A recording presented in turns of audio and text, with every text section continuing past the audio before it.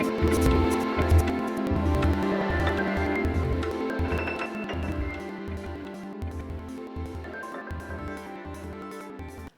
everybody. This is Lowly Jane, animal communicator and energy healer from animals-speak.com. And you're listening to the Lowly Jane Animal Communication Podcast, the show that promises to open your mind and heart to the amazing world of animal communication, energy healing, and what I like to call interspecies therapy. Thank you for joining me. Tune in and you'll learn how animal communication works, why it's so effective for all issues, including behavioral, emotional, physical, and health issues, mirroring, dying and end-of-life decisions, locating lost animals, talking to animals in spirit, reincarnation, past lives, and much more. In this episode, we'll talk about animal mirroring and how animal communication can address this. Ever wonder why your animals have similar emotional or health issues as you? We'll discuss how animals can mirror their humans' behavioral, emotional, physical, or health issues.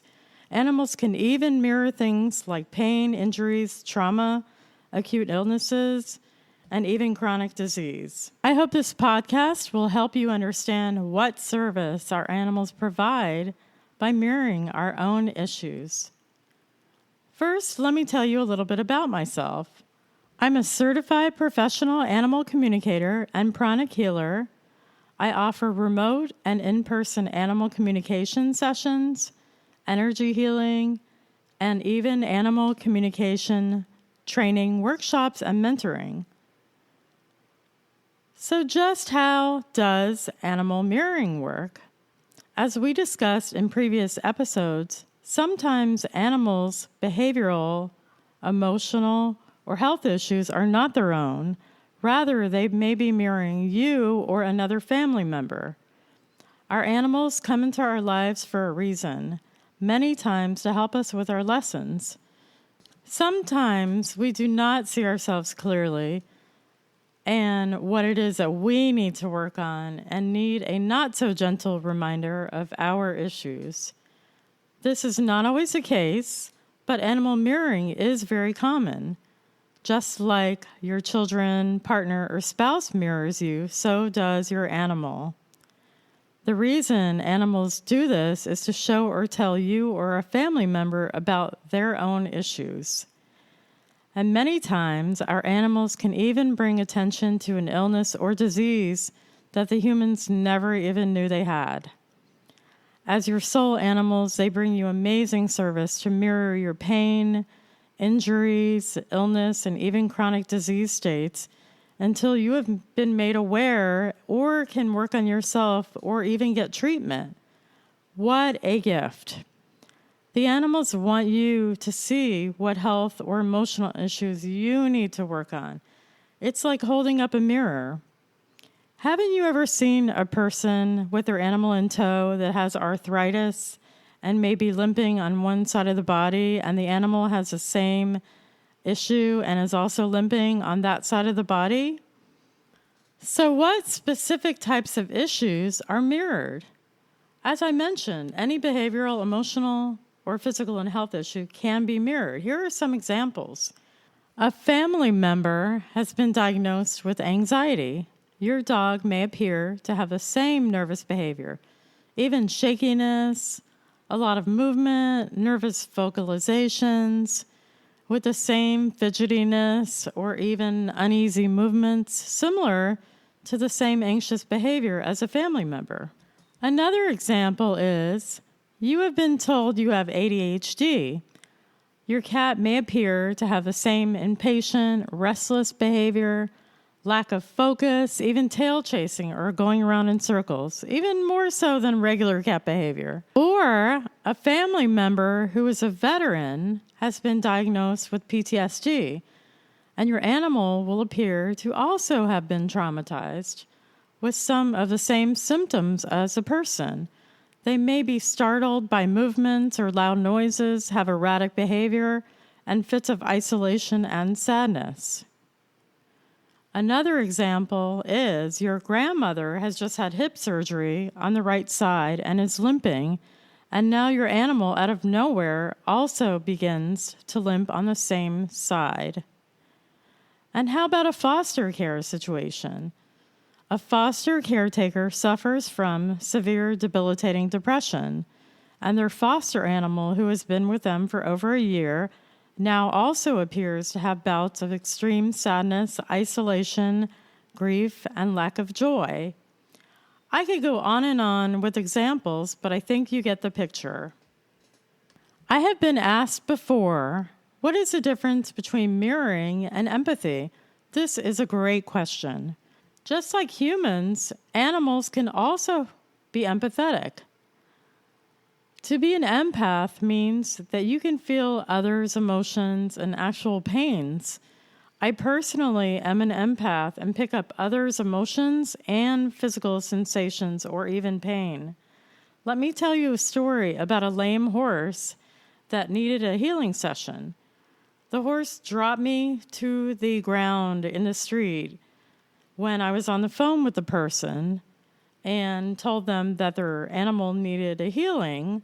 Well, the horse was going to show me what the pain felt like so it could get a healing, but the person hadn't quite agreed to do the healing yet. They were going to wait on it, and all of a sudden, literally, I'm walking in the street, and the horse gave me its pain, and I literally fell in the street, and I could not get up. And it was just astounding to me, amazing that the exact pain of the animal. So as soon as I said, I think your horse really needs a healing right now, the pain came right out of me. I mean, like, I didn't feel it at all. It's amazing, empathetic pain, what we can feel. I also had a similar situation with a cat client that sent me jaw tightness on one side where I could hardly move my mouth. While in a live session with the cat, the client told me that the cat had just had dental surgery. I would say the biggest difference between mirroring and empathy are that being empathetic is not done on the conscious level. It just happens. Whereas mirroring is more of a conscious decision on the part of the animal to help their humans see what they are missing about their health or well-being. In other words, the animals choose to mirror you. So how do you know if your animal is mirroring you or not? This is where hiring an animal communicator like myself comes in handy. I can talk to the animal remotely regarding the behavioral, emotional, physical, or health issue and find out if they are mirroring you or someone else. If your animal tells me they don't know why they have a feeling or a certain symptom or pain, I will then go down the path of mirroring. Clearly, they are trying to show or tell you something. It might be a family member or even an animal caretaker in foster situations or in zoos or rescue sanctuaries. If your animal is mirroring you, what can be done? I can find out if they're willing to drop the mirroring behaviors or the health issues, but they are only willing to do this if the person being mirrored acknowledges that it is their issue and is willing to work on themselves or get treatment. If the person is not willing to look at themselves or work on their own issue, the animal will not, I repeat, not drop the behavior.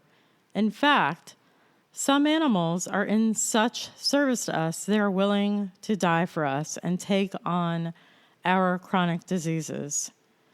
If a person works on themselves and resolves their emotional or health issues, the animal's behaviors, illness, or disease can mysteriously disappear without any treatment whatsoever.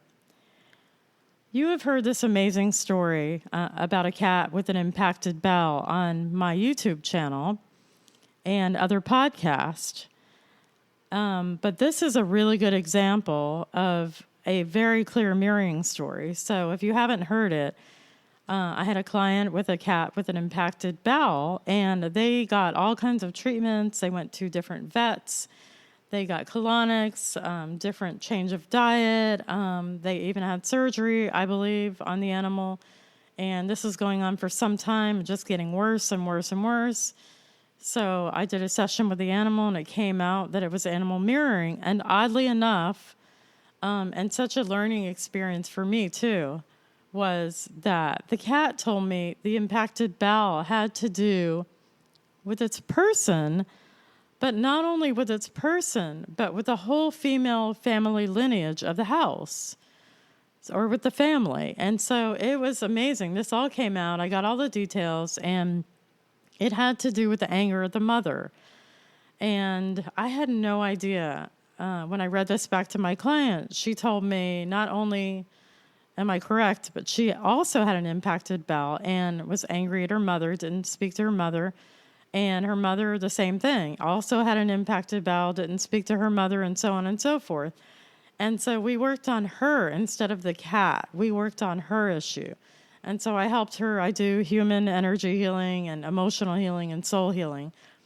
So we did forgiveness sessions and all that stuff with her. And she called me about 3 weeks later, and she's like, "You're not going to believe it. The cat's impacted bowel is gone.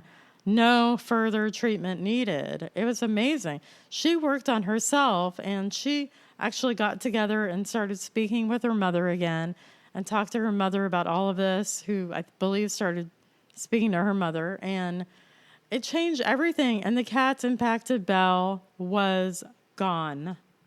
Such an amazing story. So here are 3 steps that you can take to help. Number 1, thank your animal for being such a gift to you to mirror your behaviors, emotions, or health issues. What a gift. Number 2, remind them that it's okay to let go of the emotion, behavior, or health issue, and that you have been alerted now and you will work on yourself. And number 3, then you must really work on yourself. You must actually do the work or treatment, or the animal will not stop mirroring you. If you have heard my other podcast, I talked about how you can't lie to animals because they can hear your thoughts.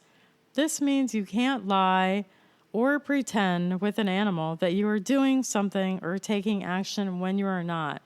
So you truly, truly, truly have to work on yourself, your own issues, or get help and treatment. What do you do if you don't know how to begin your healing process? First, be honest with yourself. Since your animals have brought this issue to your attention, and it clearly impacts your beloved animals, there's no point in sweeping this under the carpet or lying to yourself about a personal issue. Next, start with a list of issues or traits that are being brought up by your animal. Then, for each issue, write down what you think is the root cause. You may not know what the root cause is, and that is okay too. If you don't know the cause, it could be from an early childhood issue, which you have no memory. It could also be from deep-rooted issues from past lifetimes. When we do the podcast episode on past lives, you will learn that your soul animals reincarnate with you over and over again to help you with your lessons. Realize what is being brought forward now and may have happened many times before, and it's just a repeated pattern from past lifetimes. Awareness is always the first step. If you are at a complete and total loss, I can help you in a couple of ways. I can do a session with you where I am channeling your angels and guides to get divine guidance and very important questions answered. During the session, it's going to be live, and you may hear from your angels and guides, or you may not. And in that case, I can hear for you and get your questions answered, and also get a step on the path of healing and what is the first step for you. I can also do a past life regression on what I call the biggie life issues. You know, the issues that you've been working on your whole lifetime, which are very, very, very hard to overcome.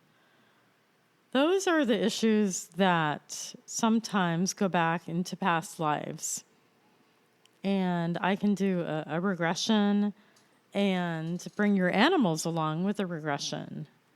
I can find out the first lifetime that you had your issues, where they started from, as well as other lifetimes where these issues presented themselves, and how your animal was with you in many of these lifetimes, again, helping you overcome these issues.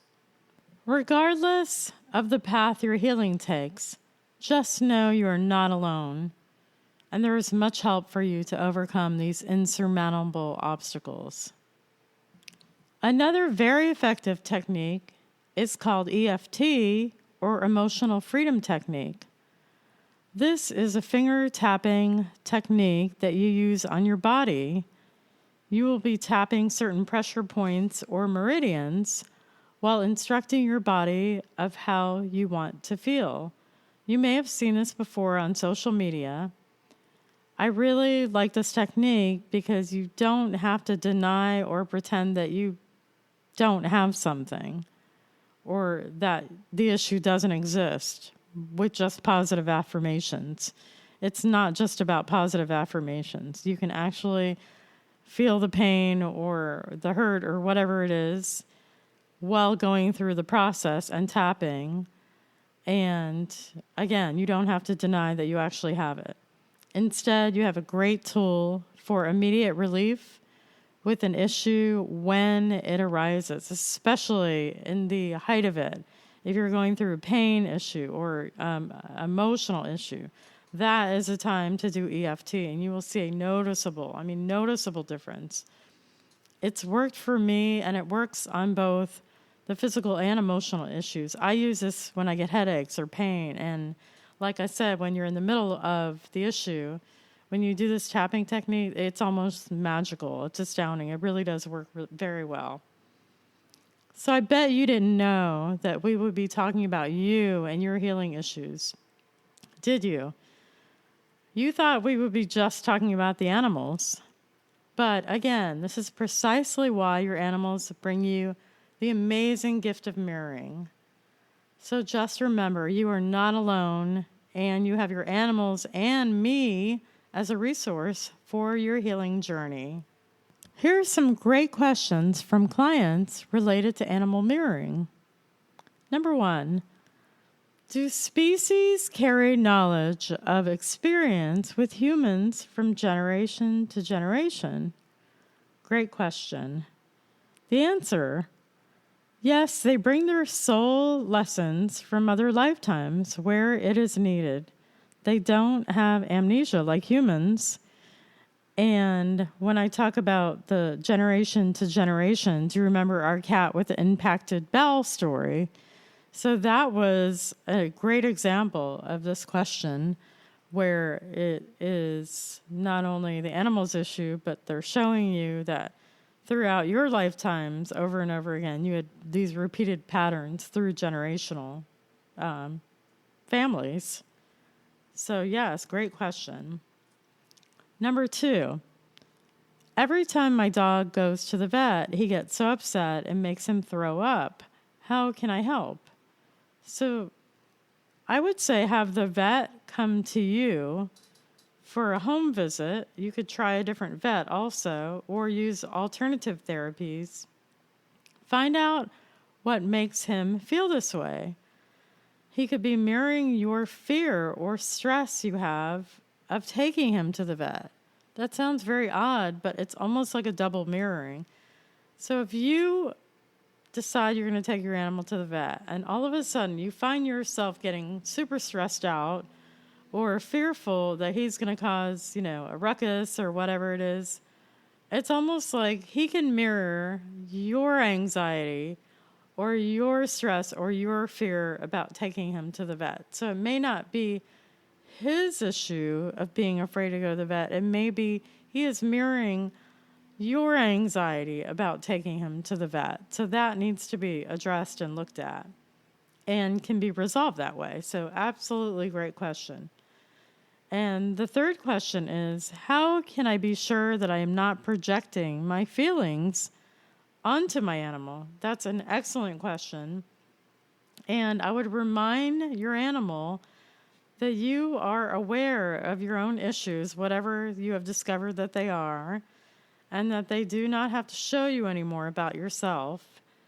And that, as I said before, to work on your own issues. So it's, again, remind them thank them for being a gift of service. Remind them that you got it, you hear them loud and clear, you understand what your own issues are, that they don't have to take this on again, and, ask them to release it or tell them that they don't have to take it on. So excellent, excellent questions. That brings us to the end of this episode.